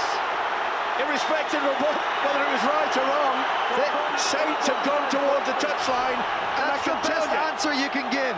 James Graham is furious. Look at that, James Graham has gone berserk. Shenton tries to get a. Horne, it hits Horne. And boy, don't get anywhere near this bloke if this leads to a try after the game. If Hull win this, James Graham, I hope he hasn't got a dog. Gleeson just held on to that to a great ooh from all around this crowd. Hold, go. Tickle. O'Mealy will go forward. Still going forward. The big question now for Hull is do not panic. Richard Horne. Richard Horne! Good defence from St Helens now. Good job that Soliola got down to the legs eventually. Going down the blind side with Whiting. Great tackle by Shenton. Yeaman's having a go. Shenton's there again. Richard Horne, crossfield kick. Gleeson's there. Where's that ball come? Saints have it. Foster's got it. Boy, it was a lovely kick as well. That's great defence again. Great defence from St Helens. We saw some good defence from Hull. Bit of a ricochet, and Foster's done well to come up with that ball. Surrender! Composure now from the black and whites. And their coach Richard Agar. So tense. It's been an up and down season for Richard Agar. Didn't start all that bright, and screams of a forward pass. Could have been. Last tackle. St Helens still inside the half. Kick has to be good from Wilkin. Straight to Tom Briscoe. Oh, oof, solid defence as well. Roby and Sean McGuinness. Well, they've got the possession now in the black and whites, and we saw in that first half that the little scrum half, Sam Hobbs, he controlled things out there. He's got to put himself up, take full control now. He's gone a little bit quiet of late. He's got to control it. Third, move, go. Richard Horne. This is Manu. Fall, move, hold, hold. Graham all over him. Obst. And Tickle taking on Wilkin. Move, go. Obst at dummy half. Off the boot of Richard Whiting again. High and spiralling and coming back. 5. To Manu. Referee says it's still 5. Washbrook wide to Will Sharp. Sharp comes back, bit of space for him. Takes it on. Louis McCarthy-Scarsbrook stood his ground. But that's a decent result if Hull can defend like St Helens did about 15 minutes ago, where they made every metre a hard one to make. Can they get up and press them quickly? And again, black and whites do not give away a penalty. You've got to try to keep them down, as Phil suggested. James Graham. Oh, Graham on the break. Swinging arm from O'Mealy. But look at the position they've got. Eastman to halfway on the last. They've gone half the length of the field. Wilkin should get this. And the kick from Wilkin. Not the best. Gets to Will Sharp. And Sharp will drive it forward. We have the Australia-New Zealand Test match for you live on Friday. 10:30 in the morning, HD1. If you missed that, catch it at night, 8:30 HD2. Australia-New Zealand, Friday. Here, Hull and St Helens slugging it out. Saints, the comeback kings. And they've come back with a vengeance in this second half. They lead 22-18. Hull, though, looking again to try and break them down. Houghton. No support, he was looking as well. Good work by Obbs from dummy half. Good ball from Washburn to Westerman. Westerman, good tackling low down it was by Andrew Dixon. Kick to the left-hand side. Well, they're going that way. Manu, they go wide again. This is Yeeman down the line. Oh! Nathan Ash. Nathan Ash did well to hang on to that under pressure from Briscoe. Well, I'm wondering whether the youngster Nathan Ash has got any studs on his boots. He's been slipping and sliding all his second half. Inside the last 10 minutes, rip-roaring contest for Bank Holiday Monday. 3 tackles gone. Saints only 6 yards from their own posts. Oh, that's dangerous stuff. Good tackling again. Dixon. Relieving run from Wilkin. That's the last. They've not made 20, they've not made 15. That's brilliant play by the black and whites. Kick has to be good from Eastman, and it's not bad. In fact, it's got very good. Chase is good as well. Half a dozen in attendance there. Hull are going to have to turn this territory and this possession that they've had now into some points very, very soon. Or you watch out, and St Helens will hit them with a counter punch. Richard Horn skipping past a couple, making a great break. Horn! Wide they go, and he's in for a hat-trick try. Kurt Yeeman! Is that quick enough, Brian? Kurt Yeeman with the hat-trick try, created by the break from Richard Horn. James Graham wants a word with his teammates. Yeeman's 14th of the season. Super League's top try scorer comes to the rescue of the black and whites. And what's more, he did enough to improve the angle to give Danny Tickle a fighting chance to pop this ball over the bar and edge the black and whites ahead again. They took their gamble, kept it alive. Richard Horn, sidestep and the fend. Been a long time the fans have seen that. But it creates the try, and it's a hat-trick for Yeeman. It was just a matter of if they could get the possession, but that was sheer brilliance. That was turning the clock back from Richard Horn, and Yeeman celebrates with a hat-trick. He cannot believe it, James Graham. He thought they had the game in the bag. All the effort of St Helens in this second half. All the effort. They were leading until just a couple of minutes ago. Pressure kick, Eddie. Very much so. Yeeman's hat-trick, the 5th hat-trick of his whole career. The Super League top try scorer, which is not bad, is it? For a team that currently is in ace in the table and has been struggling. He moved it over twice. And the referee has asked Danny Tickle move the kicking tee back to the correct position.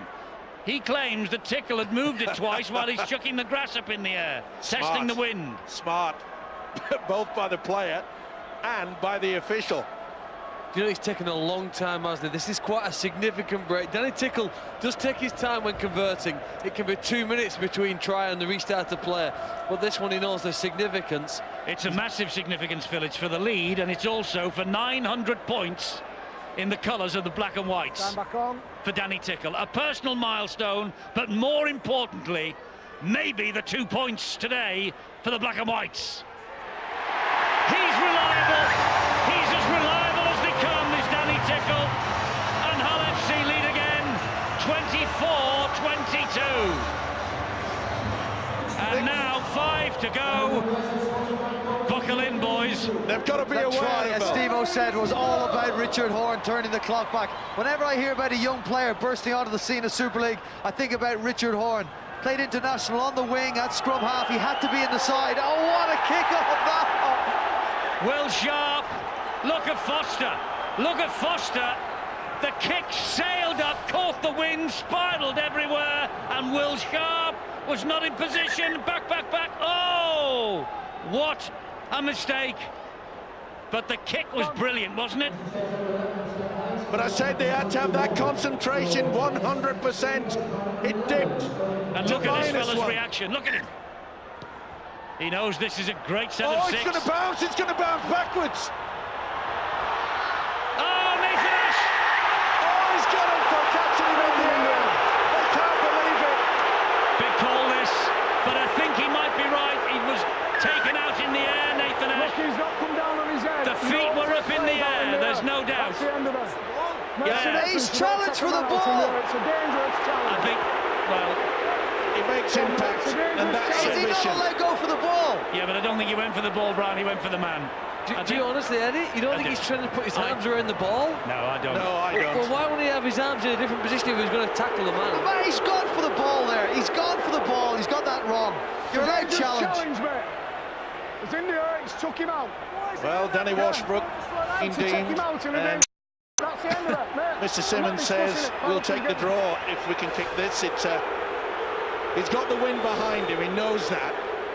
I think the referee's got it right. You can't make contact like that. Time off. We see that again. So you're convinced he'd have his arms around the man, Eddie, if he was going to His tackle arms him. are nowhere near going for the ball, Phil. I don't think. I'm giving Steve Ganson 10 out of 10 for that. The ball would have come down and dropped directly into his arms where his arms were placed. I'm with you, Phil. He's gone for the Yeah, ball. but the man was in front of him, so he took him out. But he didn't. His arms were underneath the ball. If his arms were going for the ball, I'd agree with you, but I'm afraid on this occasion, he made contact with the body. Here's the pressure. Time back on. This fellow has shown he's got nerves of steel. Jamie Foster then to level things, 40 metres out. Foster has kicked the goal.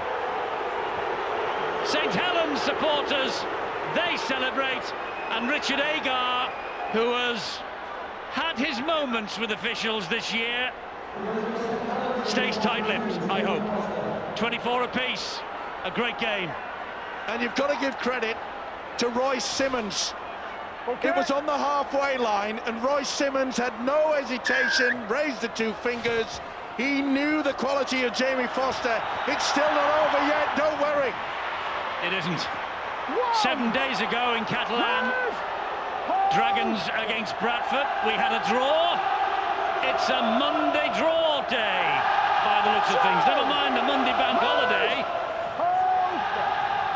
Or is there another twist in this tale in the next 3 minutes? Hold, go. Well, can they get into a position? Remember, Saints have that strong wind. Yes, they do. They've got to go for the one-pointer. They know that. Graham's trundling the ball forward. That's the last tackle. They're a Will long he way out go? for any chance of a one-pointer. No, goes off the boot of Wilkin again. Oh, what a take there from Whiting. Well, they kicked a penalty from the line. I'm surprised that no one... It was the 40, wasn't it? It was the 40 Not standing square. That should do it, and a few to Ganson has given him another 10 metres. They're offside. Saints were offside then. Should be another penalty. That was great work by Tom Briscoe. He's had a big game, this fella, as well, Danny Houghton. They've got a chance of getting within range for a goal, drop goal attempt here if they keep going forward, Hull. They'll have the wind against them, they'll need to get closer. Fitzgibbon knows that. 2 to go.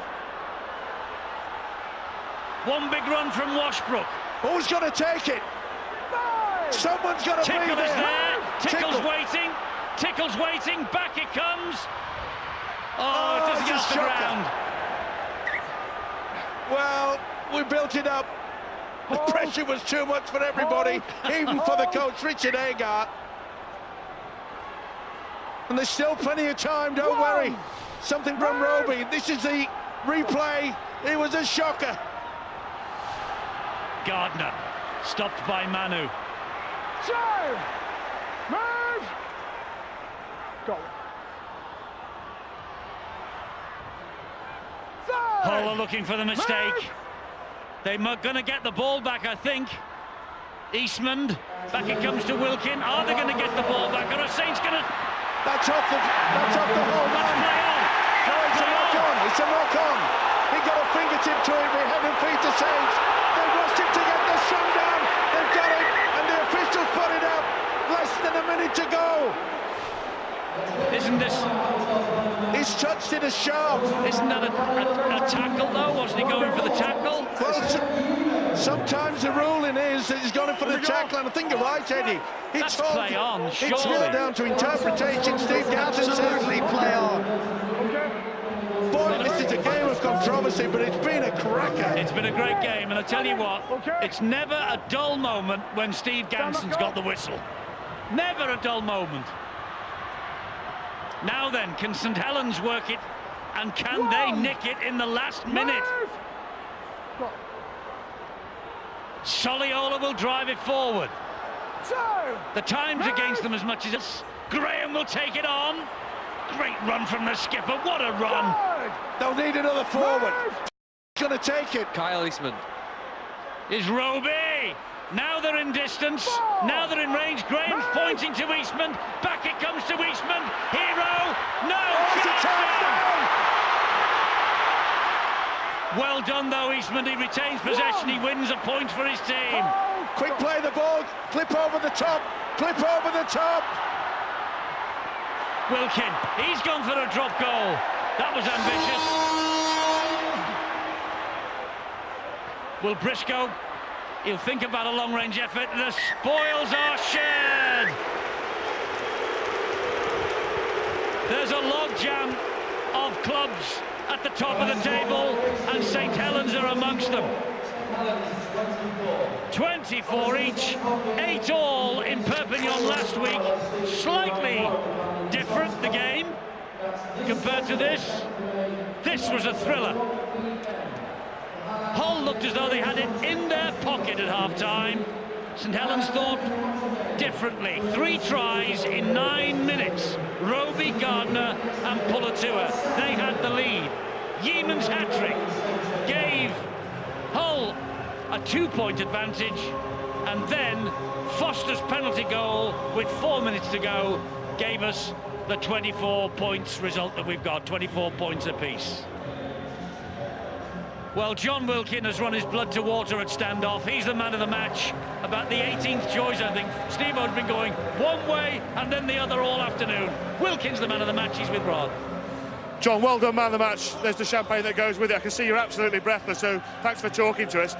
Cliched question, I know, but do you think that's a point gained because you're 18-0 down, or a point lost because you led late in the game? I think there's 2 ways to look at it. At half-time, we'd have taken the point, but when we've gone up near the end there, I think we're looking to close the game out and get a win. So from half-time, we were pleased to get back into the game, disappointed to throw it away near the end.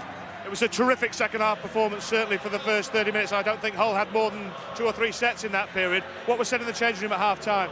Not much, really. We just sat down and thought about our own jobs, and we probably knew energy-wise we were a bit lacklustre in the first half, and I think you've got to credit Hull. You're certainly their left-hand side with Manu looking very dangerous. So I think we needed to pick it up in the second half, and I thought you saw a response from us. Talked to Leon Price before the match, who regularly plays standoff, of course, says he's going to be back in 6 weeks. He's going to struggle to get back in the way you're playing, isn't he? I don't think so. I'm not a standoff. Well, you played well today, and you're joint top of the league now. I think there's 4 teams on 18 points. Just sum up how the table's looking from your point of view, John. Well, pretty tight. I think it's a great competition this year. You know, maybe the salary cap is, you know, doing its job. Certainly think that the competition's got a long way to go. I think that, you know, every team's developing, and maybe, you know, the bottom sides are catching up with the top sides, and that's what we need. We need to not be ran by the slowest member in the league, to make sure that we aspire to be elite, and, you know, not let the bottom catch up too slow. Well, we'll play today, John. There's the champagne, as they say, and £100 to the charity of your choice. Where will we be sending that for you? It goes to Nick Bianchi at the East Cheshire Hospice. Thanks for talking to us, John. Let's get Kurt Yeaman in.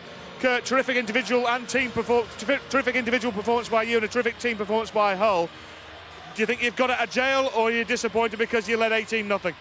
Yeah, obviously, you know, leading 18-0, it's a big lead nowadays, and yeah, obviously disappointed to let it slip. But you know, we've had a really tough Easter. You know, had a derby. You know, to go to Warrington and now play St Helens. You know, with all the injuries, it's still a really good side. So yeah, all in all, you know, we'll take a point.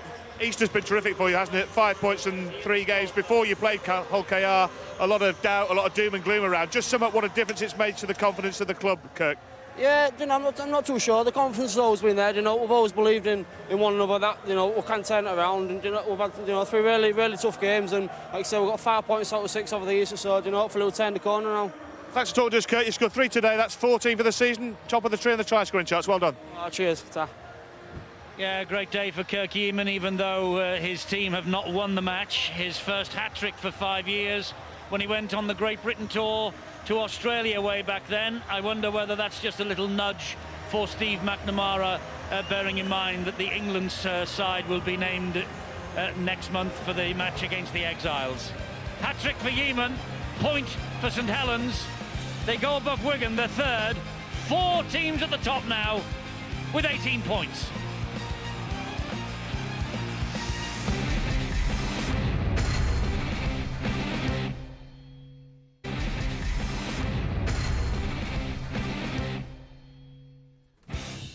Well, you can't argue with the entertainment that the Engage Super League serves up week after week. Look at that, 24 points apiece.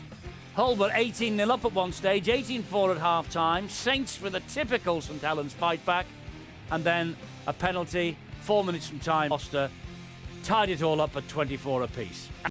In game, John Wells, you enjoyed it as much as we did? Yes, very much so, Eddie. Another big start to the game by Saints.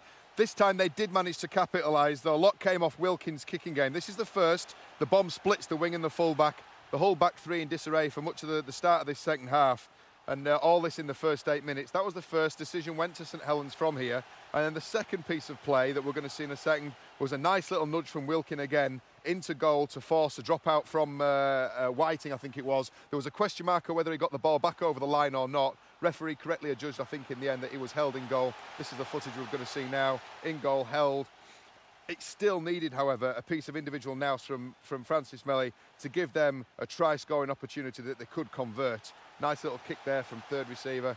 And Whiting, he's unlucky there. He's really got to play at that ball. And hard lines that man.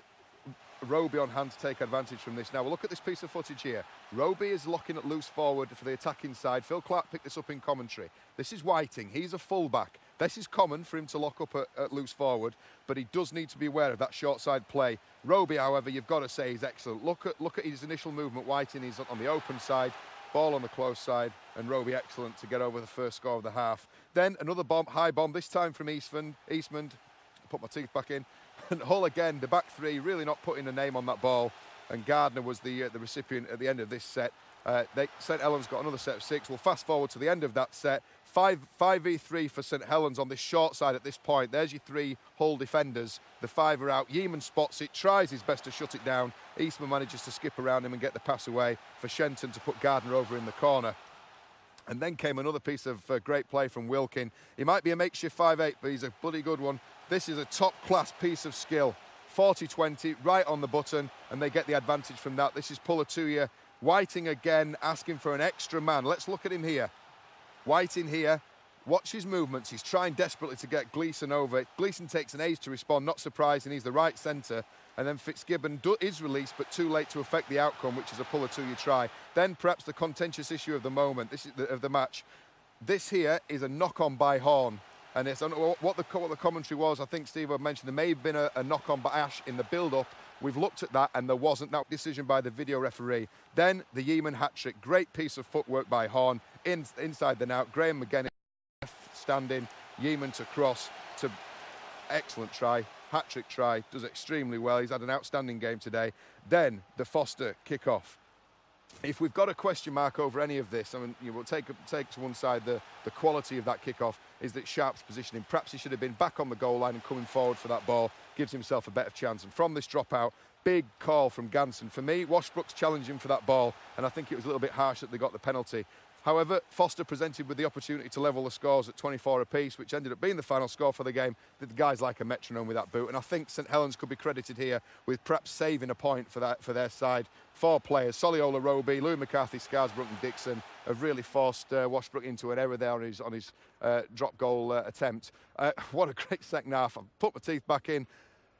I've nearly run out of pen. It's an absolutely outstanding piece of and some contenders for try of the month as well. We saw most of them in the first half. I'm almost lost for words. Eddie, back to you. I'm just going to ask you to get a few more words ready, John. Do you think it's Hull who have dropped a point, or have St Helens won one? I think you've probably got to say that Hull dropped a point. They went out to 18-0 in front and were perhaps unlucky not to lead to 0 at half-time. Saints, again, we say they are the team that are able to fight back, and to come back from 18-0 down to 24-all, you give them credit. It's probably a point, in my opinion, point gain to St Helens, point lost to Hull, Eddie. Thanks, John. Yeah, point gain for St Helens. And when you look at the list of first-teamers, and they are mostly now regarded as first-team players who are out at St Helens. Listen to this list. Wellens, Price, Flannery, Moore, Clough, Wheeler, Lomax, Gaskell, Makinson. They're all out, and they come to a place like this. They go home with a point, having given them an 18-point lead. Well, perhaps a forensic scientist might be able to tell us if they did a DNA analysis what it is about this St Helens players. They never know when they're beaten. The belief is absolutely incredible. Obviously born out of the fact that over the last few years, their team keep getting to the grand final. They are a side who consistently perform at the highest level. I thought it was interesting that when Geeman scored the try in the second half, Jamie Foster's concentration and preparation for the kick-off restart was fantastic. He ran immediately to get the kicking tee. He was there very quickly, set up well, and that gave them the chance to get the ball back. They are an impressive outfit. Well, they are, and I mean, and James Graham's spirit and attitude, that sort of embodies it. But you have to feel sorry for Hull. I mean, there were 1 or 2 contentious issues from Steve Ganson, but as we said in commentary, never dull when Steve's got the whistle, is it? Eh? Never dull. You're asking me to make that point on a referee, yeah. Yeah, look, he's always to the forefront, isn't he, when it comes to decisions. I think he got it right in regards to giving the penalty to St Helens with just in the dying seconds. But you've also got to give a lot of credit to Coach Royce Simmons, because as soon as that penalty was given, he had the confidence in Foster. He was right on the halfway line. OK, he had the advantage of the wind behind him, but to make that decision, you know, a lot of players, should I say, out on the field of play would have said, right, let's have a quick tap or kick to the corner and try to get it. He didn't. Those 2 points were valuable. Yeah, we saw Royce immediately put the fingers up. He said 2 points, let's take the 2. He's downstairs now, he's talking to Rod. Royce, thanks for joining us, because it's pretty cold out here now, isn't it? It's a bit bitter, this breeze. What did you make of it all? A breathless game, tremendous game to watch. What did you make of it as the St Helens coach? Well, our ball control in the first half was very poor, just over 50%, and if your ball control